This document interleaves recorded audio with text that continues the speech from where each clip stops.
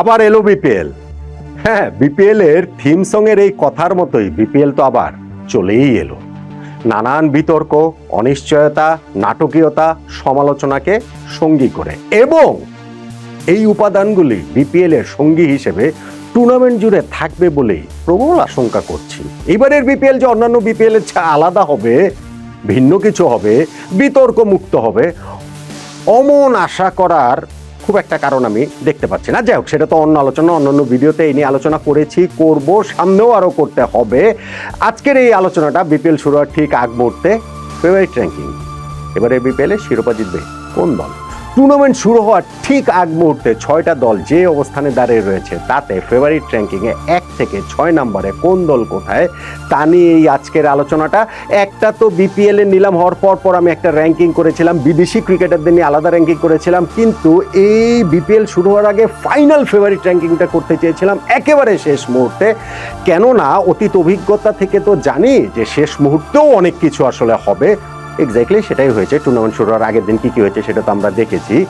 ফলে এই শেষ মুহূর্তে আমি আমার ফেভারিট র্যাঙ্কিংটা করছি বিপিএল শুরু হওয়ার আগ মুহূর্তে কারা ফেভারিট র্যাঙ্কিংয়ে 1 থেকে 6 নম্বরে কোন দল কোথায় রয়েছে। অবভিয়াসলি সব তো আর আপনার সঙ্গে মিলবে না, কিছু কিছু হয়তো মিলতে পারে, কিছু কিছু হয়তো নাও মিলতে পারে। চলো দেখা যাক। 6 দলের মধ্যে 6 নম্বরে চট্টগ্রাম রয়্যালস। আমার মনে হয় এইটার সঙ্গে আপনাদের সবারটাই মিলে যাবে। স্পেশালি টুর্নামেন্ট শুরু হওয়ার আগের দিন চট্টগ্রাম রয়্যালসের মালিকানাটা যেইভাবে মালিকপক্ষ ছেড়ে দিল এবং যেইভাবে বিসিবি সেইটা টেক ওভার করলো তার প্রেক্ষাপটে চট্টগ্রাম রয়্যালস এবার কমিটির টিম, তবে ফিক্সিং টিম হওয়ার চেয়ে কমিটির টিম হওয়া ভালো। গতবারের রাজশাহী দল যেরকম মোটামুটি ফিক্সিং টিম হয়ে গিয়েছিল এবং সেইটার হ্যাংওভার এই বিপিএলও রয়েছে। ওই রাজশাহীর মালিক পক্ষ থেকে শুরু করে ক্রিকেটার পর্যন্ত অনেকেই তো আসলে খেলতেও পারছেন না, মানে বিপিএলের সঙ্গে সংশ্লিষ্টই থাকতে পারছেন না। ফলে এইভাবে চট্টগ্রাম রয়্যালস টুর্নামেন্টটা শুরু করলে আরও অনেক কেলেঙ্কারি হয়তো বা হতে পারতো, সেইটা অন্তত এড়ানো গেছে সম্ভবত। আর আমি যে একটা ভিডিও করেছিলাম সেইখানে বিপিএল গভর্নিং কাউন্সিলের সদস্য সচিব ইফতেখার রহমান মিঠু ভাইয়ের কথাতেও ওইটা তো আসলে স্পষ্ট বোঝা গিয়েছে যে বিপিএল এ ম্যাচ ফিক্সিং, স্পট ফিক্সিং করে টাকা তুলতে পারবে না বলেই হয়তো বা মালিক পক্ষ মালিকানা থেকে সরে গিয়েছে। মাঠের যদি আলোচনাতে আসি, যেই টিম তারা করেছে সেইখানটাতে সবচেয়ে বড় নাম নাইম শেখ। 1,10,00,000 টাকা দিয়ে তাকে দলে ভিড়িয়ে ব্যাপক চমক নিলাম থেকে দেখিয়েছিল এই চট্টগ্রাম রয়্যালস। তবে তখন থেকেই আসলে বোধহয় একটা ধারণা তৈরি হয়েছিল যে খেলা সম্পর্কে তাদের ধারণা খুব কম এবং সেই ক্ষেত্রে ফাইনালে গিয়ে কি হবে, নিলামের টেবিল কিংবা এই যে মাঠের বাইরের এত সব ঘটনা প্রবাহ, যেইখানটাতে এখন টিম ডিরেক্টর করা হয়েছে হাবিবুল বাশার সুমনকে, প্রধান কোচ করা হয়েছে মিজানুর রহমান বাবুলকে এবং নাফিস ইকবালকে টিম ম্যানেজার করা হয়েছে।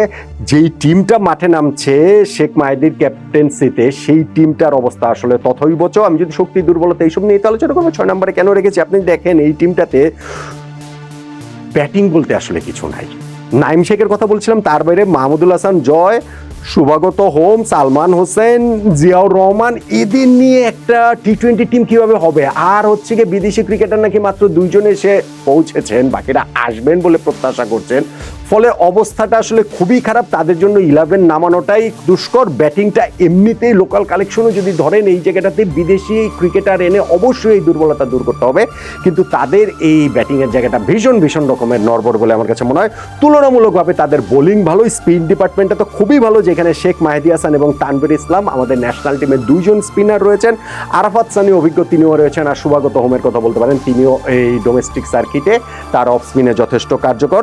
পেস বোলিংয়ে শরীফুল ইসলাম রয়েছেন ন্যাশনাল টিমের একজন পেস বোলার, তার সঙ্গে আবু হায়দার রনি এবং মুকিদুল মুগ্ধ, সুমন খান্ডা রয়েছেন। বোলিং ডিপার্টমেন্টটা তাদের তাও ভালোই, কিন্তু ব্যাটিংটা আসলে যাচ্ছে তাই এবং মাঠের বাইরে যে সব ঘটনা প্রবাহ, তাতে করে এই চট্টগ্রাম রয়্যালসকে আমি 6 নম্বরের উপরে রাখতে পারছি না। 5 নম্বরে নোয়াখালী এক্সপ্রেস। স্যাডলি এই দলটারও বিপিএল শুরু হওয়ার আগের দিন নেতিবাচক কারণে তাদেরও মিডিয়ায় সংবাদ শিরোনাম হতে হয়েছে। নোয়াখালী এক্সপ্রেস সিএনজি টিম হয়ে গিয়েছে। কেন বুঝতেই পারছেন, ওই বিপিএল শুরু হওয়ার আগের দিন তাদের প্রধান কোচ খালেদ মোহাম্মদ সুজন ভাই এবং সহকারী কোচ তালহা জুবায়ের তারা সিএনজিতে করে মাঠ ছেড়ে চলে গিয়েছেন।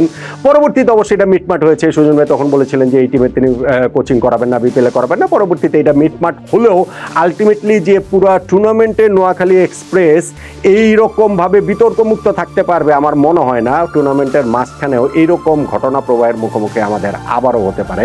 নোয়াখালী এক্সপ্রেস তখন সিএনজি এক্সপ্রেসের মতো আরও একটা কোনো কেলেঙ্কারি ভবিষ্যতে ঘটাতে পারে, সেটা পরেরটা পরে। কিন্তু আমি যদি তাদের টিমের কথা বলি, সেই টিমের জায়গা থেকে তাদের শক্তির জায়গায় তাদের টপ অর্ডার ব্যাটিং, যেইখানটাতে সৌম্য সরকার এবং হাবিবুর রহমান সোহান এই দুইজন রয়েছেন যাদের বিস্ফোরক হয়ে ওঠার ক্ষমতা রয়েছে। জনসন চার্লস, সিদ্দিকুল্লাহ অটল, বিদেশি ক্রিকেটারদের কানেকশনও এই জায়গাটাতে ভালো। মাস সাদাকাত রয়েছেন এশিয়া কাপ রাইজিং স্টার্সে, যেইখানে সোহান খুব ভালো খেলেছিলেন, সেইখানটাতে তিনি টপ স্কোরার ছিলেন। হাসান ইসকাইল, মোহাম্মদ নবীর জেনে সন্তান ছেলে, আফগান ক্রিকেটার নবীও এই টিমটা রয়েছেন, তিনিও এইখানটাতে রয়েছেন। সো তাদের টপ অর্ডারটা শক্তিশালী নিঃসন্দেহে। মিডল একদম মাঝখানের ওই জায়গাটাতে আপনি মাইদুল ইসলাম অঙ্কন, আমি জানি না কোন রোলটা প্লে করবেন, গত বিপিএলে লোয়ার অর্ডারে লোয়ার মিডল অর্ডার 6 নম্বরে মূলত খেলে তিনি খুব ভালো করেছিলেন। এইবার এই টিমটাতে অঙ্কন, জাকের আলী, অনেক তারা রয়েছেন, নবী, হায়দার আলী ওই জায়গাটা রয়েছেন। একেবারে প্রপার মিডল অর্ডারে কিছু ঘাটতির জায়গা তো অবশ্যই রয়েছে। বোলিংটা আমার কাছে আসলে খুব যে ভালো মনে হচ্ছে তাদের, সেইটা না। স্পেশালি তাদের স্পিন অ্যাটাকটা ভীষণ রকমের নড়বড়ে, ভীষণ রকমের দুর্বল। যেইখানটাতে আফগান স্পিনার জাহির খানের থাকার কথা এবং নাজমুল ইসলাম অপু আর আবু হাসিম, যিনি হচ্ছে বাহাতি স্পিনার, খুব ভালো করেছিলেন একটা ডোমেস্টিক টুর্নামেন্টে। তিনি আসলে এই বিপিএলে কতটা ভালো করতে পারেন সেটা একটা প্রশ্নবিদ্ধ জায়গা।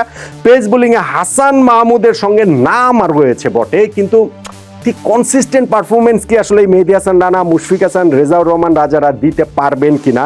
ইহসানুল্লাহ খান, বিলাল সামির এই জায়গাটাতে রয়েছেন। কিন্তু ওভারঅল এই টিম ম্যানেজমেন্টের যেই অবস্থা, সেই অবস্থার প্রেক্ষাপটেও অনেকটা একটুখানি আমি নোয়াখালীকে একটু পিছিয়েই রাখছি। সৈকত আলী আবার এই দলটার ক্যাপ্টেন দেওয়া হয়েছেন, এইটাও একটা সারপ্রাইজিং ডিসিশন। সব মিলিয়ে আমি নোয়াখালী এক্সপ্রেসকে আসলে 5-এর উপরে রাখতে পারছি। Number 4 Dhaka Capitals. এটার সঙ্গে আপনারা দ্বিমত করবেন, অনেকেই দ্বিমত করবেন, কেননা ঢাকা ক্যাপিটালসের দলটা কাগজে কলমে বেশ শক্তিশালী বলেই মনে হয়, কিন্তু আমার কাছে সার্টেন কিছু দুর্বলতার জায়গা রয়েছে এবং সেই জায়গাটাতে আমার কাছে মনে হচ্ছে ঢাকা ক্যাপিটালস পিছিয়ে পড়তে পারে। তাতে শক্তির জায়গা একটা, যেটা হচ্ছে গিয়ে টপ অর্ডার ব্যাটিং পুরো টুর্নামেন্টে সব দলের মধ্যে সবচেয়ে ভালো হয়ে যেতে পারে তাদের। স্পেশালি যদি আপনি অ্যালেক্স হেলস, রহমানুল্লাহ গুরবাজ, এইরকম দুইজন ওপেনার রয়েছেন, তারা যদি ক্লিক করেন ঝলসে উঠতে পারেন। উসমান খানকেও পাকিস্তানি ক্রিকেটার তারা নিয়েছেন এবং সাইফ হাসানও রয়েছেন, ফলে তাদের টপ অর্ডারটা শক্তিশালী। অবশ্যই তাদের এইখানটাতে কিছু অলরাউন্ডার রয়েছে, অলরাউন্ডার না বলে আপনি ধরেন হচ্ছে গিয়ে মিনি অলরাউন্ডারও বলতে পারেন। যদি আপনি এখন সাব্বির রহমান কিংবা নাসির হোসাইন কিংবা ধরেন হচ্ছে গিয়ে মোহাম্মদ সাইফুদ্দিন, দাসুন সানাকা, খুব যে বিরাট কিছু তা না, কিন্তু ঠিক আছে বিপিএল এ কাজ চালানোর মতো। সো সেই জায়গাটাতে বলতে পারেন। কিন্তু মিডল অর্ডার ব্যাটিংটাতে আমার কাছে মনে হয় মোহাম্মদ মিঠুন বা সাব্বির নাসিরও আসলে কতটা ভালো করতে পারবেন আই এম নট শিওর।